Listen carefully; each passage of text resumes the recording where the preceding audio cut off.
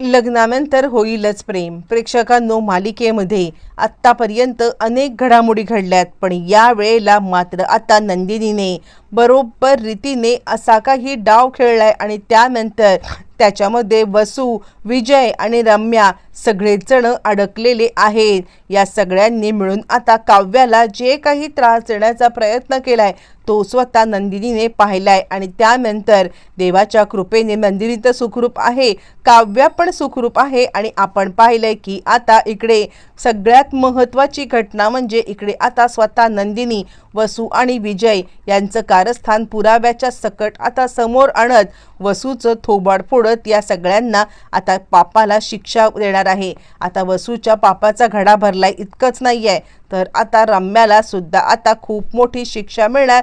नक्की काय घडणार, कसं घडणार, नंदिनीने काय धमाका केलाय, सगळं सविस्तरपणे पाहू.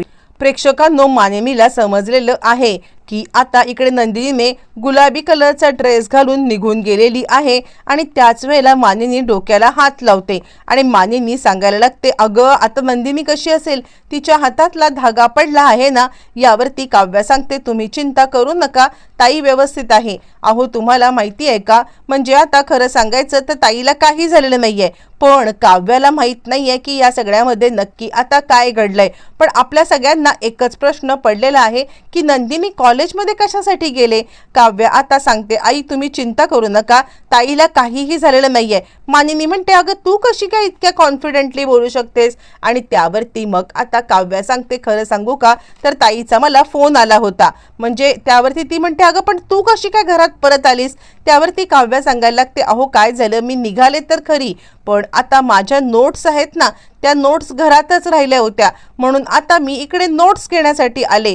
पण त्याच वेळेला मी आता अगदीच बाहेरच दारामध्ये असताना ताईचा कॉल मला आला होता, म्हणून मी तुम्हाला सांगते ना की ताई व्यवस्थित आहे. त्यावरती मानिनी म्हणते, काय आत्ता तुझं नंदिनीसोबत बोलणं झालं. आणि त्यावरती ती सांगायला लागते, हो जस्ट माझं नंदिनीच्या सोबत बोलणं झालंय ताईसोबत. ताई मला म्हटली की माझ्या नोट्स घेऊन आत्ता ती गेले कॉलेजला, कळतंय का तुम्हाला. असं म्हटल्यावरती आता इकडे सांगायला लागते ती म्हणजे मानिनी, नशीब तुझं बोलणं झालंय.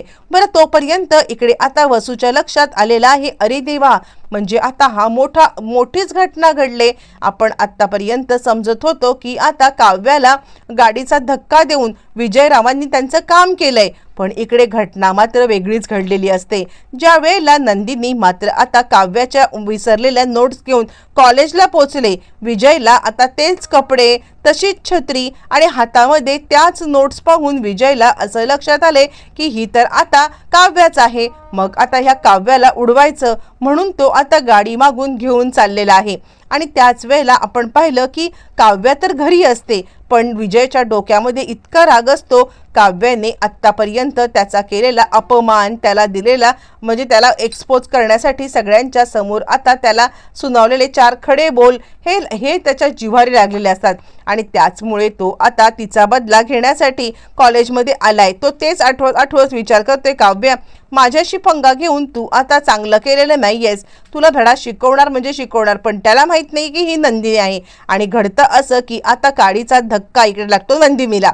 नंदिनी नोट्स घेऊन काव्याला बेला चाललेली असताना नंदिनी गाडी खाली येते आणि तिला धक्का लागतो. धक्का लागल्यावरती आता नंदिनी एकदम खाली कोसळते आणि त्याच वेळेला मात्र आता विजय हे सगळं बघतोय, पण विजयने अजूनही छत्रीच्या आड गुलाबी ड्रेसमध्ये दुसरी कोणी आहे असा विचार केलेलाच नसतो आणि धडक देऊन तो आता तिकडून पळतो. पण तोपर्यंत नंदिनी मात्र आता खाली कोसळते. नंदिनी जोरात ओरडते. आजूबाजूची लोक आता हे सगळं पाहतायत आणि त्यानंतर मग आता घाबरलेला आहे तो म्हणजे विजय. आणि विजय विचार करतोय, अरे देवा, मला इथून ताबडतोब पळायला पाहिजे आत्ताच्या आत्ता. मी जर का इथे थांबलो तर आता हे लोक मला घेरतील आणि बेदम मार देतील, म्हणून आता विजय पळून गेलाय. धक्का देऊन तो आता भरधाव वेगाने आपली गाडी घेऊन गेलाय आणि त्याने आधी एक प्रिकॉशन घेतलेली आहे, ते म्हणजे आपल्या गाडीचे नंबर प्लेट चेंज केलेले आहेत. आणि त्यानंतर मग आता विजय धावत पळत तिकडून निघून गेलेला आहे. विजय ज्या वेळेला तिकडून आता निघून जातो, पण त्याच वेळेला मात्र आता इकडे सगळेजण आरडाओरडा करत बसलेत. कुणालाच कळत नाहीये की नक्की आता काय चाललंय. आणि तितक्यातच तिकडे आता जीवा आलेला आहे। जीवा आता या सगळ्यामध्ये ज्या वेळेला तिकडे येतो तेव्हा नंदिनी खाली कोसळले, सगळे पेपर अस्ताव्यस्त पडलेले आहेत आणि आता नंदिनीला तसं काही डोक्याला थोडासा मार लागलाय, बाकी काही लागलेलं नाहीये। जो तो आता नंदिनीच्या जवळ आलाय, पण कुणीही नंदिनीला हॉस्पिटलमध्ये मात्र आता पोहोचवत नाहीये आणि त्याचमुळे इकडे आता खूपच मोठा गोंधळ झालाय। जो तो आता नंदिनीच्या बाजूला भोवती गोळा झालाय, पण त्याच वेळेला जीवा तिकडे आलेला आहे। इकडे अजूनही काव्याला मात्र काहीच माहिती नाहीये, काव्याला माहितीच नाहीये की नक्की आता काय झालेलं आहे ते। आणि त्याच वेळेला मग आता इकडे म्हणजे काव्य सांगायला लागते, हे बघा ताई सुखरूप घरी येईल, आत्ता 2 मिनिटापूर्वी बोला झालं, तुम्हाला वाटत असेल तर मी आत्ता कॉल लावते काय। आणि त्या वेळेला आता मात्र वसू इकडे लगेचच विजयला कॉल करते। वसू विजयला कॉल करते आणि वसू विजयला सांगायला लागते, अरे काय केलं काय तुम्ही। आणि त्यावरती विजय म्हणायला लागतो, काय केलं काय मी तर काहीच केलेलं नाहीये। त्यावरती ती म्हणते, अहो तुम्ही कुणाला धक्का दिलात।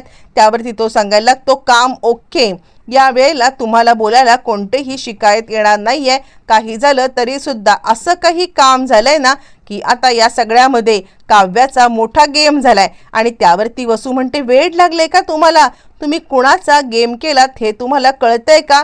आणि त्यावरती मग आता तो सांगायला लागतो, म्हणजे काय बोलताय तुम्ही। आणि ती सांगते, कुणाचा गेम केलाय हे आता तुम्हाला माहितीच नाहीये, म्हणजे आता तुम्ही जिला मारलेत ना धक्का ती आता नंदिनी आहे। प्रेक्षकांनो एका झटक्यात इकडे आता धक्का बसलेला आहे, तो म्हणजे विजयला। काय बोलताय, मला तर आता इकडे तिला मारायचं काहीही स्वारस्य नाहीये, तिला का मारेन मी। त्यावरती ती म्हणते, अहो पण आपली खेळी पलटली ना, म्हणजे आता ती तिचे कपडे तिच्यासारखे दिसणारे कपडे घालून कॉलेजमध्ये नोट्स द्यायला गेली होती। आता मात्र विजय म्हणतो, अरे देवा। त्यावरती ती सांगते, बघा सध्या शांत बसा, हेच प्रकरण निवळू दे, उगाचच दुसरी उडी मारण्याचा जर का आता प्रयत्न केलात ना तर मात्र आपणच तोंडावरती आपटू, ही गोष्ट तुम्हाला आता कळायला पाहिजे। बरं असं म्हटल्यावरती तो आता सांगायला लागतो, ठीक आहे मी येतोय तिकडे। तोपर्यंत जीवा आता नंदिनीला इकडे पाहतो आणि नंदिनीला पाहिल्यावरती जीवाला मात्र आता मोठा धक्का बसलेला आहे। जीवा आता तिकडे येतोय आणि त्याच वेळेला त्याला एक कॉल आलाय, म्हणून तो मागे फिरणार, पण नक्की कोण आहे म्हणून पाहायला जीवा आलाय आणि जीवाला 440 व्होल्टचा झटका बसलाय। आणि आता नंदिनीला या अवस्थेत पाहून तिथे आता लोक सांगायला लागतात, अहो या मॅडमना एका गाडीने धक्का दिला आणि मॅडम इथे कधीपासून पडल्यात, आत्ताच्या आत्ता यांना आता घेऊन जायला पाहिजे हॉस्पिटलला, तुम्ही ताबडतोब यांना हॉस्पिटलला घेऊन जा। असं म्हटल्यावरती मग आता लगेचच इकडे हे सगळं झाल्यावरती आता मात्र जीवा तिला हॉस्पिटलला घेऊन चाललाय, ॲम्ब्युलन्स बोलवतोय आणि ताबडतोब तो आता हॉस्पिटलच्या दिशेने भरधाव वेगाने गेलाय। हॉस्पिटलमध्ये आल्यावरती नंदिनीला फार काही झालेलं नाहीये, डॉक्टर म्हणतात थोडासा धक्का लागलाय, फार काही नाहीये, बाळ आणि आई एकदम सुखरूप आहेत। आणि त्यानंतर खऱ्या अर्थाने इकडे आता मोठा खुलासा होण्याची वेळ इकडे आता नंदिनीला घेऊन ज्या वेळेला जीवा घरी आलाय त्याच वेळेला नंदिनीने मात्र आता विजयचं मुळातच इकडे आता बोलणं ऐकलेलं असतं आणि नंदिनी सांगायला लागते, बाद झालं आत्तापर्यंत, आता इकडे वसू आत्या मी तुम्हाला प्रत्येक वेळेला माफ केलं, पण या वेळेला तुम्ही आता काव्याच्या बाळाच्या जीवावरती उठता माझ्या आणि माझ्या बाळाच्या जीवावरती पण आलेला आहात, आज तुम्हाला अजिबात सुटका नाहीये। आणि त्यानंतर मग आता नंदिनी एक खाटकन थोबाडीत देते, ती म्हणजे वसूच्या। आणि त्यावेळेला मानिनी सांगायला लागते, काय ग काय झालं। आणि त्यावरती ती म्हणते, यांनी आणि विजयनी खूप मोठा डाव रचला होता, इतकंच नाहीये तर आता या दोघांनी मिळून आता काव्याला धक्का द्यायचं ठरवलं, पण देवाच्या कृपेने काव्याच्या नोट्स घरी राहिल्या, माझ्या ड्रेसवरती पाणी सांडलं आणि त्यानंतर मी आता तिकडे गेले होते। ज्या वेळेला मी तिकडे गेले आणि त्यावेळेला यांनी आता काव्या समजून मला गाडीचा धक्का दिला, खरं तर या सगळ्यामध्ये माझं नशीब बलवत्तर, म्हणून आता मी इकडे वाचले, पण आता ह्यांनी माझ्या बाळाला आणि काव्याच्या बाळाला त्रास देण्याचा जो काही प्रयत्न केलाय तो या वेळेला मात्र आता आपण गप्प बसून जर का ऐकला ना तर मात्र आपल्यासारखे मूर्ख आपणच। मी येतानाच पोलीस कंप्लेंट करून आलेली आहे, कारण कॉलेजच्या CCTV फुटेजमध्ये विजय अगदी इंटेन्शनली धक्का देतोय हे मात्र सिद्ध झाले, हा चुकून दिलेला धक्का नाहीये तर हा इंटेन्शनल दिलेला धक्का आहे। असं म्हटल्यावर ती पोलीस तिकडे आलेत आणि नंदिनी सांगते, पकडून न्या यांना, आतापर्यंत खूप कारस्थानं आमच्या घरात करत आता या राहिलेल्या आहेत, पण या वेळेला जे कारस्थान त्यांनी आता केलंय ते मात्र आता इकडे माफ करण्याच्या लायक नाहीये. नंदिनीने पोलिसांच्या हवाली वसूला केलंय आणि त्याच वेळेला विजयची तिकडे आता एंट्री झाली. विजय तिकडे आल्यावरती मात्र आता मालिकेतली सगळी समीकरणं बदलणार, कारण वसूसोबत विजयची सुद्धा रवानगी जेलमध्ये होणार आहे. नंदिनीने एक घाव दोन तुकडे करत धमाका केलेला आहे.